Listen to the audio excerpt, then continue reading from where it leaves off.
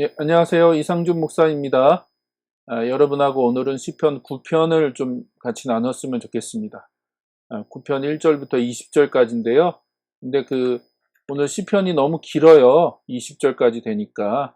그래서 여러분이 개인적으로 먼저 좀 시편 9편을 읽으시고 오늘 영상을 보시기 바랍니다. 제가 부탁드리는 것은 지금 영상을 잠깐 멈춤을 해 놓으시고 시편 9편을 개인적으로 적어도 3번 혹은 4번 소리내서 읽으시고 그 다음에 이 영상을 다시 보시면 좋을 것 같습니다. 그러면 잠깐 멈추시고 그 다음에 시편 9편을 읽으시고 다시 이 영상을 보십시오. 부탁드릴게요. 여러분이 읽으셨다고 믿고 오늘 시편 9편 내용을 같이 나누도록 하겠습니다. 이 시편 9편은 원래 바로 이어지는 시편하고 하나의 시편이었을 거라고 생각합니다. 여러 가지 증거가 있어요. 가장 큰 증거가 뭐냐면 이 두 시편이 연속되는 시단위는 히브리 알파벳의 순서대로 시작한다는 거예요. 무슨 말이냐 이게? 무슨 말인지 잘 모르시죠? 제가 잠깐 설명해 드릴게요. 이걸 보시면 이게 이제 시편 9편이거든요. 위에 보이시죠? 예, 시편 9편이고 9편의 히브리어로 된 본문을 여러분이 지금 보고 계신 겁니다.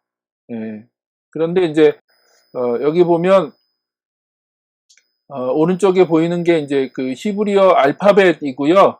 알파벳. 히브리어는 거꾸로 읽죠. 우리는 이제 왼쪽에서 오른쪽으로 읽지만 히브리어는 오른쪽에서 왼쪽으로 읽습니다. 우리가 읽는 거하고 거꾸로 읽고 거꾸로 써요. 그래서 이제 여기 오른쪽 위에 있는 게 이제 첫 번째 자음인 거죠. 그쵸?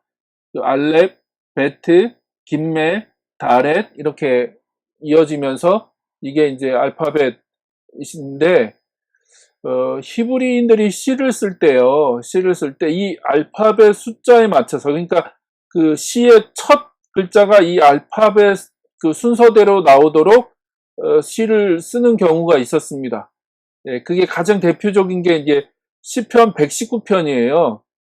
나중에 이제 119편을 볼 기회가 있겠죠. 이번 달은 아니고 이제 나중에 이제 우리가 매일 성경으로 시편을 또 묵상하다 보면 119편을 볼 건데 엄청나게 긴 시편이잖아요. 그쵸? 100절이 넘으니까.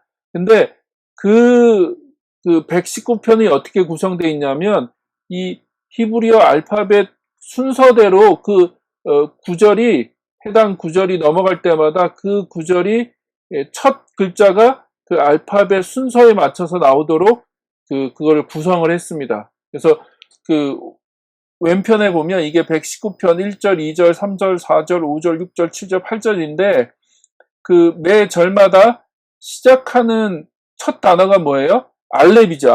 알렙으로 계속 시작하잖아요. 그리고 그 다음에는 넘어가면 그 다음에 이제 베트, 두 번째 글자인 베트로 시작하는 구절로 쭉 시작했다가 그 다음에 또 넘어가면 김멜로 시작하는 그 구절이 쭉 진행됐다. 그런 식으로 해서 이제 119편이 쭉 진행되거든요. 근데 이제 시편 9편도 그런 식으로 이제 구성이 되어 있긴 한데 뭐 정확하게 119편처럼 그렇게 구성되어 있지는 않고요. 2절씩 끊어서 알파벳 순서대로 구성이 되어 있고 그게 10편까지 연결된다는 거예요. 9편에서 10편까지 연결돼서 그렇게 구성되어 있기 때문에 우리가 생각하기에 이 시편 9편하고 10편은 하나의 시편이었을 거라고 생각을 합니다. 생각을 하고요. 뭐 그건 중요하지 않으니까 그냥 넘어가고 그냥 그렇다더라라는 것만 좀 아시면 좋을 것 같고요. 그 다음에 이제 또 하나의 증거는 이거는 이제 방금 설명드린 거고 그냥 뭐 괜히 머리 아픕니다. 넘어가고요. 중요한 거는, 중요한 증거 중에 하나는 표제요. 그러니까 제목이 9편에만 붙어 있고 10편에는 붙어 있지 않아요. 여러분 성경을 펴서 한번 보십시오. 우리가 보통 1편, 2편에는 붙어 있지 않았잖아요. 그래서 3편부터는 쭉 표제요. 제목이 붙어 있었는데 9편에는 붙어 있는데 10편에는 붙어 있지 않아요. 그래서 우리가 아마 이게 하나의 10편이었을 거라고 생각을 한다는 거죠. 그런 추측을 할 수 있고요. 그리고 이제 이 9편은 이게 탄식시일 수도 있고 감사시일 수도 있고 찬양시일 수도 있습니다. 내용이 이제 다양하게 이제 여러 가지 양식들이 섞여 있기 때문에 9편을 그냥 탄식시로 부르기도 어렵고 감사시 혹은 찬양시라고 부르기도 어렵습니다. 그러니까 탄식시 요소도 들어가 있고 찬양시 요소도 들어가 있어요. 다양하게 그것들이 혼재되어 있고 섞여 있다. 뭐 다른 시편들도 사실 다 그렇습니다. 그런 것 중에 이제 탄식시 성향이 강하면 우리가 이제 그걸 탄식시라고 하고 찬양시 성향이 강하면 이제 찬양시라고 부르는 거지. 뭐 꼭 그 하나의 요소만 들어가 있는 게 아니에요. 보통 시편들이 여러 가지 요소들이 같이 섞여 있는데 어느 게 강하게 이제 드러나느냐의 그 차이점인데 9편은 그게 잘 모르겠어요. 그래서 탄식시라고 부르기도 그렇고 찬양시라고 부르기도 그렇고 하여튼 그런 요소들이 다 들어가 있다라고 하는 걸 여러분이 이해하시면 좋을 것 같습니다. 그리고 이제 9편의 구조를 좀 보면 방금 말씀드렸잖아요. 히브리 알파벳 순서에 의해서 이게 시가 구성되어 있다. 그래서 그렇게 2절씩 끊어서 이게 쭉 연결되어 있습니다. 그래서 1절과 2절, 3절, 4절, 5절, 6절, 7절, 8절, 9절, 10절, 그 다음에 11절과 12절, 그 다음에 13, 14절, 15, 16절, 그 다음에 마지막은 17, 20절 해갖고 알렙부터 요드까지 알파벳 순서에 의해서 이 시편의 구조가 이렇게 되어 있다는 걸 여러분이 이해하시면 좋을 것 같습니다. 그래서 내용을 보시면 대충 어떤 시편의 9편의 그 내용이 뭔지를 아시겠죠?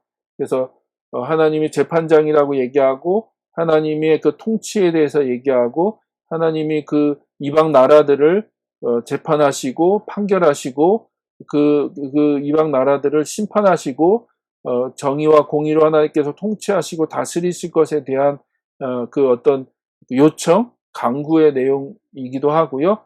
또 앞부분은 그 하나님의 이름을 찬양하고 하나님의 이름을 높이는 그런 내용도 나와 있습니다. 자, 그러면 여러분하고 구체적인 내용들을 좀 살펴볼까요? 먼저 1절, 2절 보면 자, 이렇게 되어 있는데요. 1절과 2절을 보면 첫 점 알렙으로 시작을 하는데 그 알렙으로 시작하는 단어가 1인칭 대명사로 시작이 돼요. 그래서 여기 보시면 아시겠지만 내가 감사드립니다. 내가 전파하겠습니다. 내가 기뻐하겠습니다. 또 내가 노래하겠습니다. 라고 하는 이 1인칭 대명사로 시작하는 이 문구가 1절과 2절에서 반복되고 있죠. 반복되고 있죠. 그렇죠? 그래서 나의 마음을 다 바쳐서 감사를 드리고요. 내가 나의 마음을 다 바쳐서 감사드리고 있고 또 내가 주님의 놀라운 행적을 전파할 것이고 2절에 보면 가장 높으신 주님, 내가 주님 때문에 기뻐하고 즐거워할 것이고 또 내가 주님의 이름을 노래하겠습니다. 라고 하는 그 반복적인 표현들, 그런 반복적인 표현들로 되어 있다는 걸 확인하시면 될 것 같고요. 특별히 이제 1절에 보면 주님의 행하신 놀라운 행적을 전파하고 선포하겠다라고 하는 이 내용이 저는 이 9편에서 중요한 부분 같아요. 그래서 하나님의 그 놀라운 행적, 도대체 그럼 하나님이 행하신 놀라운 행적이라는 게 뭐냐? 그걸 이제 3절부터 쭉 얘기를 할 겁니다. 그 내용을 얘기할 거고요. 그래서 3절과 4절을 보면 히브리어 두 번째 자음 베트로 시작을 하는데요. 베트로 시작하는데 뭐라고 되어 있습니까? 그 주님 앞에서 내 원수들은 뒤돌아서 도망치고 비틀비틀 넘어질 것이고 주님은 공정하신 재판장이시기에 보좌에 앉으셔서 공정하고 정직한 판결을 내리실 것이다 라고 얘기하죠. 여기서 그 하나님을 어떤 분으로 묘사하고 있나요? 그 재판장, 그쵸? 공의와 정의로 또 정직하게 판결을 내리는 재판장이시다라고 하는 얘기를 하고 있죠. 그래서 하나님이 그렇게 이방 나라들, 그쵸? 원수들, 그들을 하나님이 그렇게 재판하시고 그들을 그렇게 판결을 내려주실 거다. 그러면 그 하나님의 재판에 의해서, 하나님 판결에 의해서 그 원수들이 도망치고 넘어지고 그들이 그렇게 죽을 것이다 라고 선언하고 있는 거죠. 선포하고 있고요.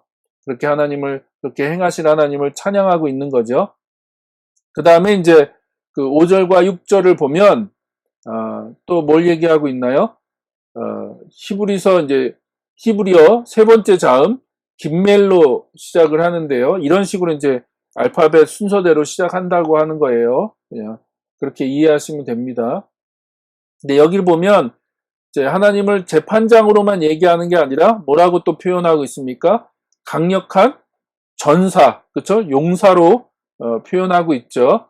그래서 5절에 보니까 이방 나라들을 문책하시고 악인들을 멸하시고 그들의 이름을 영원히 지워버리실 건데 6절의 원수들은 영원히 자취도 없이 사라질 것이고 주님께서 그 성읍을 뿌리째 뽑으시고 아무도 그들을 기억하지 못하게 될 것이다 라고 얘기하고 있죠. 그러니까 이 표현 자체가 이제 전사, 용사를 표현하고 있는 거예요. 전투, 전쟁을 표현하고 있는 거죠. 그래서 하나님이 용사가 되셔서 전사가 되셔서 그런 원수들, 이방 나라들을 그렇게 진멸하시고 또 그렇게 멸하실 것이다라고 얘기하고 있다는 거죠. 그래서 우리가 앞에서도 그런 내용을 확인했잖아요. 하나님을 그 재판장으로도 묘사하고 있고 또 용사라고도 묘사하고 있다. 두 가지를 이제 혼용해서, 그쵸? 하나님은 재판장, 공의로운 재판장이시면서 그 재판하신 그 내용을 어떻게 해요? 직접 하나님이 행하시죠. 그 심판, 그러니까 재판의 자리에서 그 원수들, 그 대적자들을 심판하실 뿐만 아니라 그 심판하신 내용을 몸소 실행하시는 분이 하나님이신데 그것을 실제 이제 행동으로 옮기시는 것을 용사, 그 전사로 설명하고 있죠.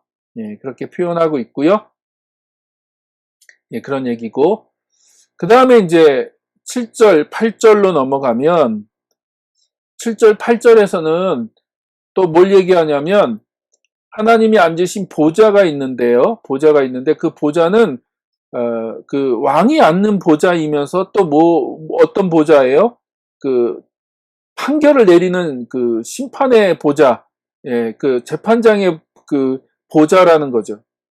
그래서 방금 우리가 살펴봤잖아요. 앞에서는 하나님을 재판장이면서 용사로 표현했다면 7절, 8절에서는 뭐라고 표현해요? 하나님을 재판장이시면서 왕이다라고 표현하고 있어요. 그분이 앉으신 그 보좌가 왕이 앉으신 보좌이시면서 재판장으로서의 보좌다라고 하는 얘기를 하고 있죠. 그래서 그 보좌가 견고히 설 거고 그 하나님이 정의로 세계를 다스리신다. 여기 물론 포인트는 이제 하나님의 통치권, 하나님의 그 지배권, 왕이신 하나님을 강조하고 있는데 그러나 또 뒤에 보면 공정하게 만백성을 판결하신다라고 하면서 하나님이 또 재판장이라고도 얘기를 하고 있습니다. 그래서 두 가지를 또 이제 혼용하는 거죠. 재판장이시면서 왕이신 하나님의 그 내용을 개념을 혼용하면서 그러나 강조점은 하나님의 통치권에 있다. 하나님이 통치하시고 다스리신다라고 하는 얘기를 강조하고 있습니다. 그 다음에 이제 9절과 10절, 뭐 계속 이제 그 히브리 알파벳 순서대로 진행되겠죠. 그런데 이제 9절과 10절은 그 하나님이 전 세계를 통치하시는 왕이시면서 동시에 공의로 판결하시고 재판하시는 재판장이심을 다시 한번 구체적으로 이제 드러내고 있어요. 그걸 묘사하고 있습니다. 그러면 하나님이 어떻게 이 땅을 통치하시고 재판하시는가라고 할 때 그걸 이제 9절과 10절이 그걸 묘사하고 있다는 거예요. 그래서 억울한 자들이 피할 요새이시고, 그렇죠? 하나님은 억울한 자들이 피할 요새이시고 고난받을 때에 피신할 견고한 성이시다라고 얘기하고 있죠. 그래서 주님을 찾는 사람을 주께서는 결단코 버리지 않으심으로 주님의 이름을 아는 사람들이 주님만 의지합니다. 그래서 이 땅에서 연약한 자들, 악인과 이방 나라들, 이제 악한 자들을 얘기하는 거죠. 악한 무리들, 그들에 의해서 고난받는 그런 연약한 자들, 억울한 자들, 가난한 자들, 고통당하는 그 사람들은 누구에게 피신해요? 누구에게 도움을 요청합니까? 그게 하나님에게 피신하고 하나님에게 도움을 요청한다는 거예요. 그리고 하나님을 신뢰하고 의지한다는 거예요. 왜냐하면 하나님은 자기를 찾는 자들을 결단코 버리지 않으시는 분이시기 때문에. 그래서 한 번 하나님을 의지했다면, 그래서 하나님을 정말로 진정으로 의지하고 신뢰했다면 하나님이 그런 사람들을 보호하시고 또 붙들어 주시고 구원하시고 인도하시기 때문에 다음부터는 하나님만 의지한다는 거예요. 무슨 말인지 이해되시죠? 네.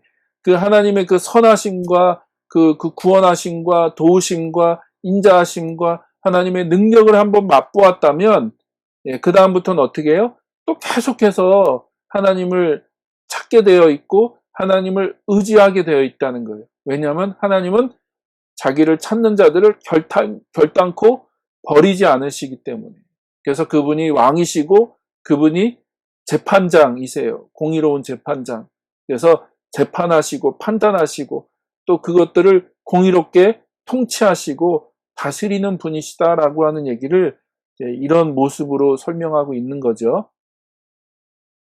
그 다음에 이제 11절과 12절은 계속 이어서 그래서 하나님이 계신 시온, 그렇죠? 시온은 이제 성전이 있는 산을 얘기하는 거죠. 시온산, 예루살렘이 위치에 있는 그 산, 그게 시온이잖아요. 그리고 거기에 하나님의 성전이 있고 하나님이 거기에 임재하고 계시고 하나님이 거기에서 통치하시고 다스리고 계시잖아요. 그래서 시온에서 친히 다스리시는 주님을 찬양하여라. 그가 하신 일을 만민에게 알려라.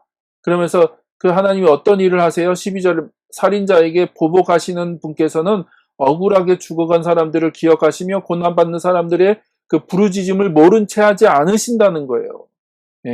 그게 지금 하나님이 하시는 일이다. 시온산에서 하나님이 그렇게 통치하시고 다스리신다. 특별히 연약한 자들, 또 정말로 어려운 사람들, 고난받는 사람들, 그래서 하나님을 의지해서 부르짖는 사람들을 하나님은 기억하시고 그들을 도우시고 보호하시고 이끄신다는 거예요.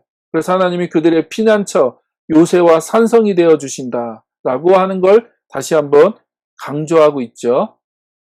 자, 그 다음에 13절, 14절은 이제 무엇을 얘기하고 있냐면, 자, 1절과 12절부터는 하나님이 행하신 놀라운 행적에 대해서 얘기했다면 13절 이후부터는 이제 강구, 이제 이 시인이 하나님께 이제 부르짖고 또 기도하는 강구의 내용으로 좀 이제 내용이 전환이 되는데요.